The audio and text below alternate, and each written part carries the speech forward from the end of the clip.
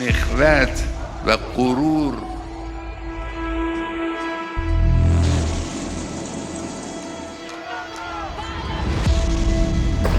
مناسب ایران They start killing people like they have in the past. Reports of mass killings are emerging from Iran. Israel is on high alert and Hezbollah is under fire, and the wars and rumors of wars are accelerating.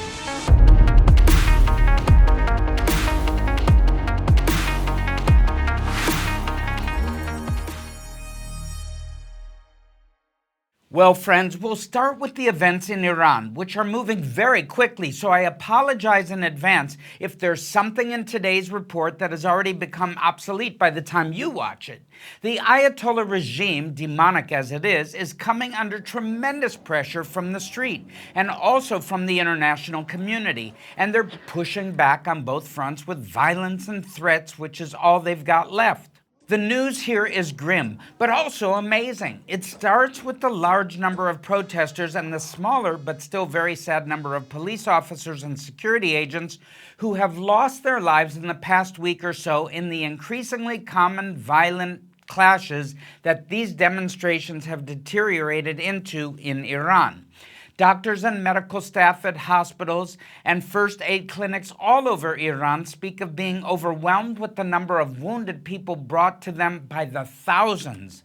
Other reports from hospitals include attacks on healthcare workers who tried to treat wounded protesters before attending to members of the security forces who needed attention as well. Some of the videos that have made it out of Iran, despite the internet being shut down in that country for most of the last week, we have seen images of rows and rows of dead bodies and body bags with relatives and friends sitting next to them grieving. I'm not just talking about one or two such scenes, but literally thousands of them. In a way, these are the lucky ones because there are many other families who say they can't even find the bodies of their loved ones, or they know where the body is, but the morgue won't release it to them for burial unless they pay an outrageous amount of money. On that note, keep in mind that these protests started in no small part because the Iranian currency, the rial, had lost so much of its value, falling to almost 1.6 million to the dollar this week. That's one of the points that might be obsolete by the time you see. It might be closer to 2 million to the dollar by that time, the way things are going. So paying a bribe to the morgue to get the remains of your loved one back for burial means you'll probably have to give them something other than reals, something like gold or dollars if you have them, or maybe information that they can use to track down other people who are involved in the protest. How do you like to be faced with that kind of a choice? That's how things are in Iran today. Other people say they're not sure if their loved ones are still alive, and many thousands have reportedly been arrested and no one knows where they're being held, in what conditions or what kind of shape they might be in, and they may have a death sentence hanging over them right now.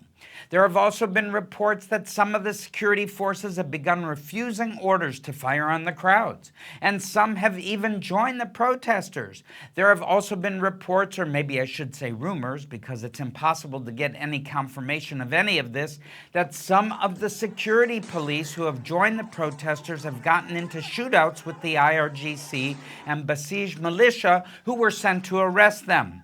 There have also been some shootouts with armed citizens bearing hunting rifles and shotguns. Gasoline bombs, also known as Molotov cocktails, have also been used in several places, and numerous police stations, tax offices, and other regime-linked buildings and vehicles have been burned to the ground. Statues of regime figures, including former IRGC commander Qasem Soleimani, have been torn down, and everywhere you see photographs of Supreme Leader Ali Khamenei being set on fire. He's no longer supreme, that's for sure. One particularly artistic picture which has been widely circulated shows a young woman lighting her cigarette with the flames from a burning picture of the Ayatollah. The regime has responded with ever-increasing repression and violence, but despite this, the protests just keep growing, and there have been street demonstrations reported in over 100 communities from the capital of Tehran and other large metropolitan areas to small towns and villages. Once again, in some places, local police and security forces have refused the regime's orders to fire on the protesters. This has prompted the regime to begin moving large numbers of Shiite militia fighters from Iraq and Hezbollah fighters from Lebanon into Iran to do what these Iranian police forces won't do. At this point, it's not clear what will happen next on the ground in Iran, but we know for sure that the regime is showing no signs of backing down, either to the protesters or even to reality itself. And that leads me to the next part of this story, the international diplomatic reaction. The Ayatollah regime's allies in Moscow and Beijing, and to a lesser extent North Korea and South Africa, have offered some supportive rhetoric, and in the case of China, financial support. But on the other side of the equation, most of the rest of the world has taken a pretty dim view of the measures the regime is taking in this situation. In particular, thank you, U.S. President Donald J. Trump has threatened to take military action against the regime in support of the protests. Regime officials have, on the one hand, warned of unthinkable consequences if the United States uses military power against it. But other parts of the regime have reached out saying they'd like to negotiate. I'm not so sure what they think there is to negotiate about, but that's what they're saying. Now, it must be said that this came after several days in which some very serious U.S. strategic assets were moved into the region, reportedly including B-2 bombers, refueling aircraft, fighter jets, drones, and ships. It also came amidst a renewed U.S., French, and British bombing campaign against the ISIS terrorist organization in Syria. The Ayatollah regime in Iran is very aware of the fact that it is massively outgunned by the United States, Israel, and the other allies in the region. They must also know by now that no one with any serious firepower is on their side. And the arsenal of ballistic missiles they have, which is the only serious card they hold, didn't impress anyone in the 12-day war in June. But still, they posture and make ludicrously absurd threats saying that if America dares to attack them, the mighty Iranian armed forces will make Uncle Sam wish he'd never been born. It's almost sad and it's almost funny and it's very, very tiresome. But these guys have been lying to everyone, especially themselves, for so long that they've simply lost track of reality. And they have no business whatsoever ruling over a country of 90 million people, most of whom despise the regime and have made it very clear they want a change. And I myself want to see a change in Iran. I could say a lot more about this situation, but we have more ground to cover here, so let's move on to a closely related topic, and that's the ongoing threat to Israel from Hezbollah and Lebanon. Hezbollah is playing games with Israel, the United Nations, the U.S., France, and even the internationally recognized government of Lebanon. UN Security Council Resolution 1701, which ended the war Israel and Lebanon fought in 2006, very clearly says that Hezbollah is to disarm, and the war that Israel and Hezbollah fought in the months of October and November of 2024, which ended in a decisive defeat for Hezbollah, ended with a ceasefire that was based on the idea of finally enforcing this UN Security Council resolution. The internationally recognized government of Lebanon and the Lebanese National Army were meant to enforce all this and either take possession of or demolish everything Hezbollah had south of the Litani River. Now, to be fair to the LNA, they demolished several Hezbollah tunnels and bunkers south of the Litani River and also destroyed a great deal of unexploded ordnance. And they also took possession of a fair amount of loose weapons and ammunition that was lying around. But now the government in Beirut is saying that they completed the mission of disarming Hezbollah south of the Litani. So there's no more problem and no more reason for the IDF to continue holding strong points inside Lebanese territory, and that's just not true. It's a blatant lie. Hezbollah is still keeping large stockpiles of weapons south of the Litani River. And they're also threatening to attack Israel in retaliation for what the Iranian regime says Israel and America are doing to stir up trouble there. You see how it works? The Iranian regime doesn't want to admit that it's made a mess of the economy and everything else in that country. They don't want to admit that they've utterly failed and that it's time for them to step aside. So instead, they're blaming everything that's going on in Iran on Israel, Britain, and the United States. Now, it's important to note in this context that way back in 1953, the CIA and British intelligence orchestrated a coup in Iran to overthrow the democratically elected Prime Minister Mohammad Mossadegh and replace him with the Shah Reza Pahlavi. He was a compliant Western client, and under his leadership, Iran was an ally of Israel, which is hard to believe today, but take it from me, I remember it very well. But Pahlavi was more than just a Western client. He was also a fairly corrupt and incompetent ruler who was widely unpopular among the people and despised by the Shiite clerical establishment. So in 1979, he was deposed, and the Ayatollah regime, backed by the Islamic Revolutionary Guard Corps, replaced it.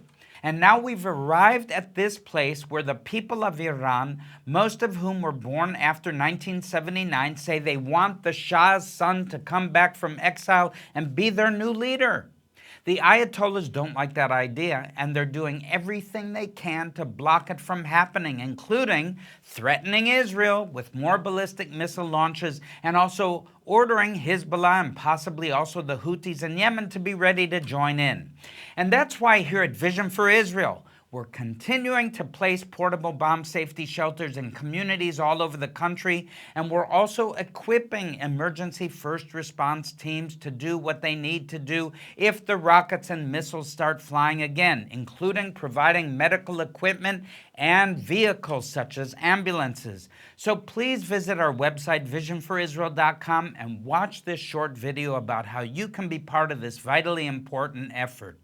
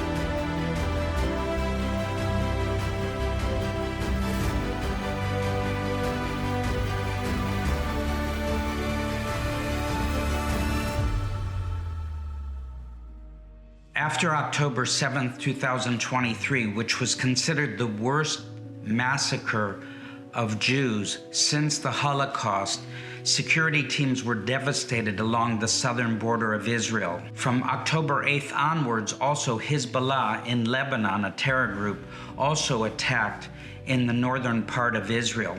Security teams turned to Vision for Israel for extra aid and help, and many of the items that we provided were ceramic vests for security teams to avoid bullet wounds as well as shrapnel wounds. We also needed to provide proper helmets. Most of these security teams had outdated equipment that hadn't been replaced in decades. In addition to that, there was a request for medic bags and defibrillators and for all sorts of medical disposables that were needed. Then as a result of these rocket attacks, also fires were erupting, and so we were requested to provide firefighting equipment and generators and protective clothing in order to put out these fires. And so Vision for Israel is very happy to come alongside the civilian security teams, the community security teams. We even bought a new police vehicle for one of the southern cities and dedicated it together with the mayor. It was in the city of Sderot, which was badly hit during the first days of the war, and the requests keep coming in, and we will continue to keep providing.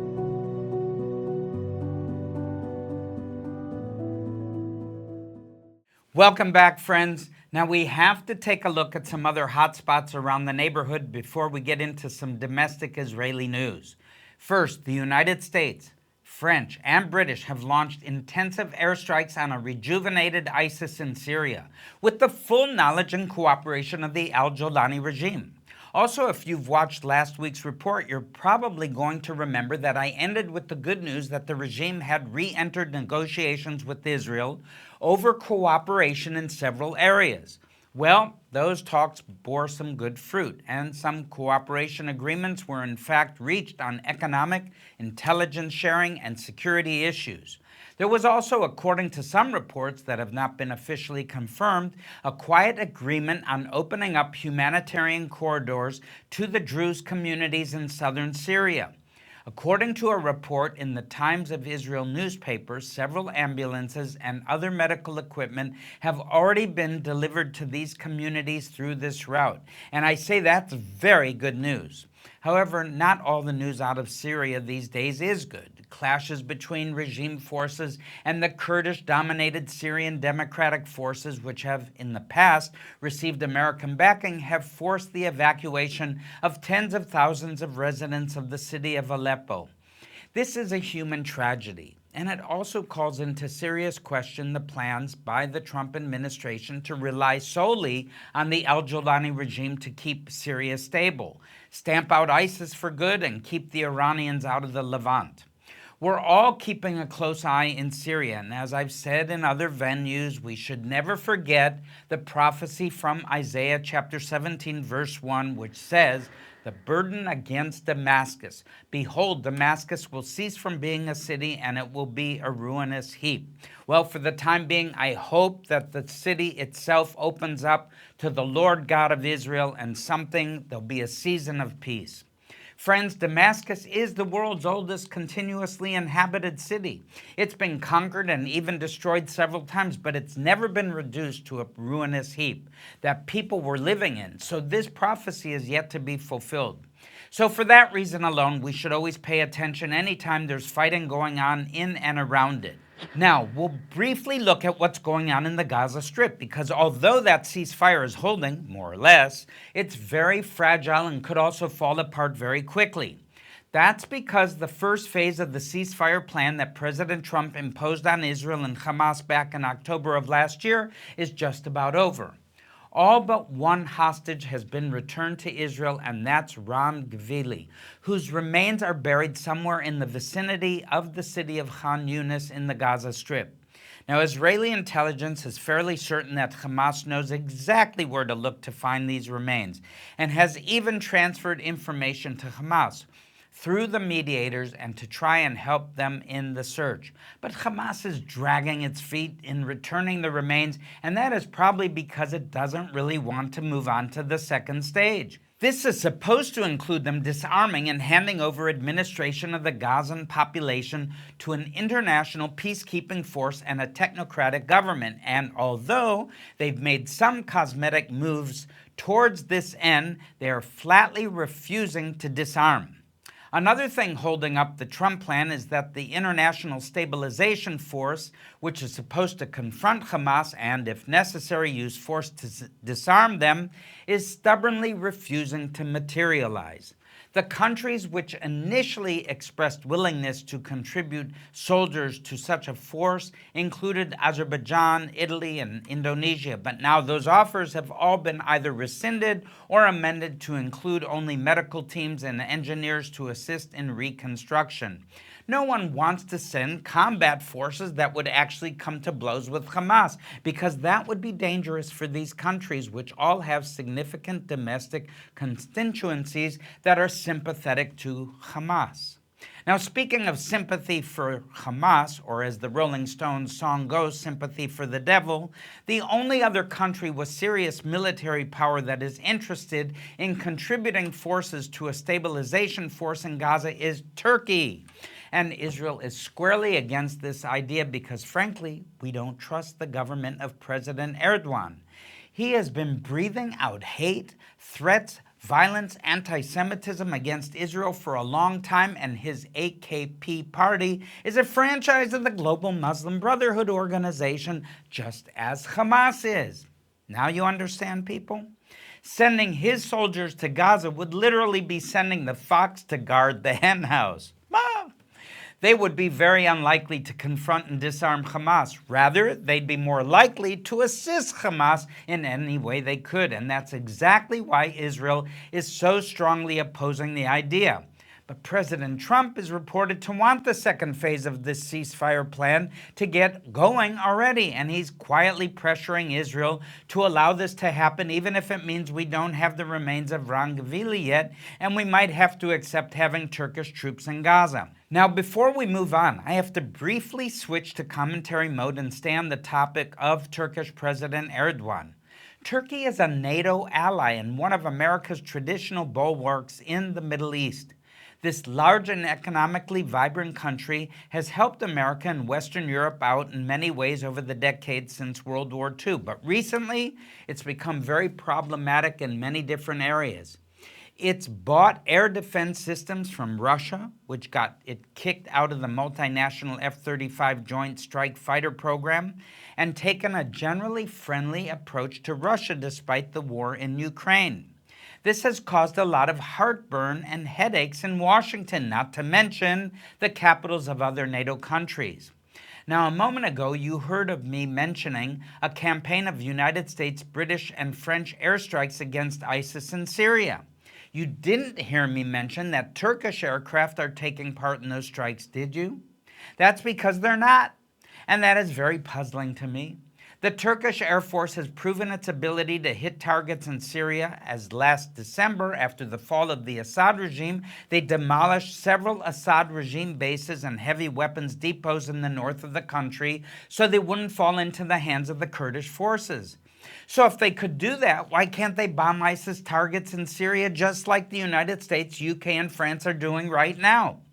Furthermore, large numbers of Turkish ground troops have been deployed in northern Syria, and Erdogan has justified this by saying that the Kurdish groups, which Turkey has been battling for decades, want to use this area as a base of operations. At the same time as he's doing this, Erdogan has condemned Israel for deploying the IDF into the Golan Heights in a buffer zone south of Damascus. When it comes to hypocrisy, no one does it better than Erdogan.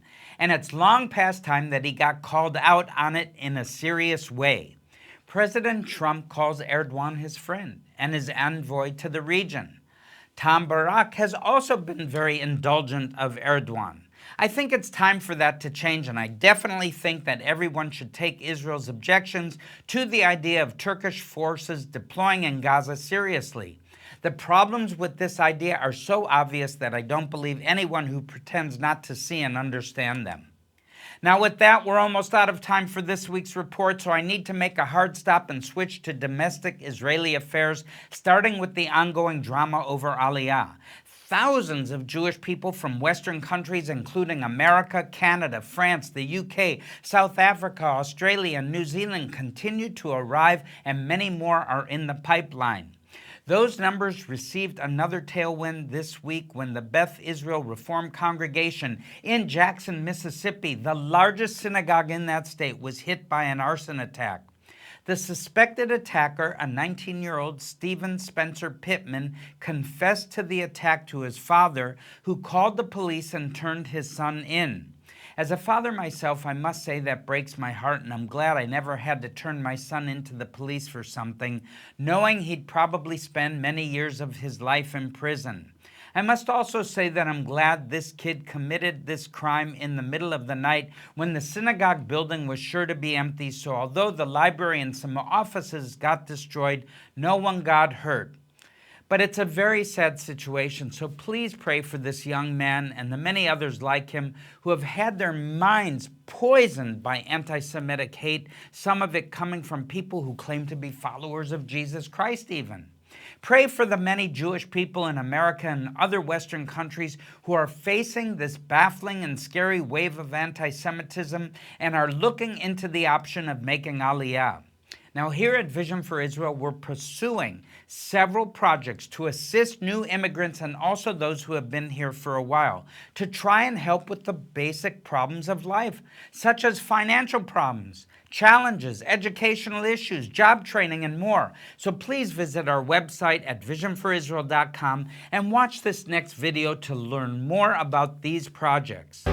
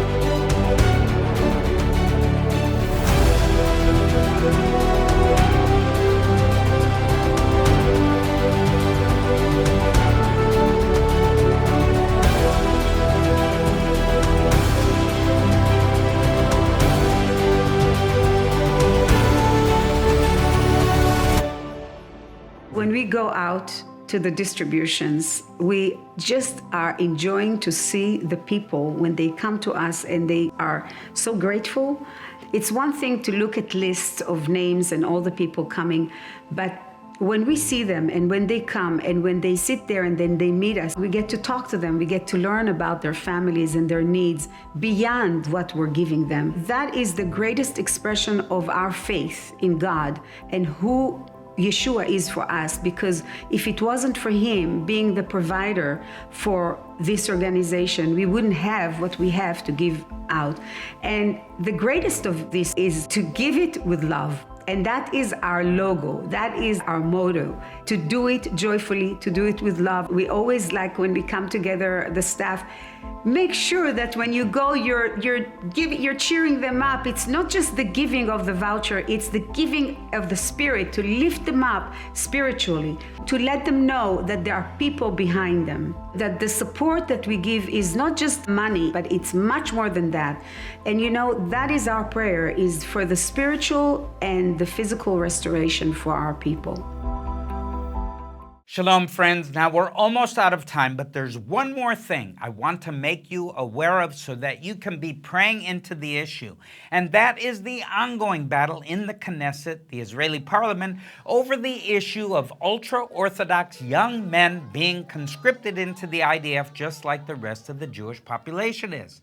The political parties in the coalition, which represent the ultra-Orthodox population, are playing their ace in the hole, announcing that they might refuse to vote for the coalition's budget if laws guaranteeing that their young men will continue to get deferments is not passed first. There's a lot more going on surrounding this issue, but that's the main point. I have no idea how it will play out, but we're almost at the end of this Knesset's 4 years anyway, so one way or the other, we'll likely be headed to elections soon. Now, I want to continue the tradition of ending these reports with some good news, so here it is. It rained a lot in Israel this past week, bringing several regions into the zone of getting their average annual precipitation rates.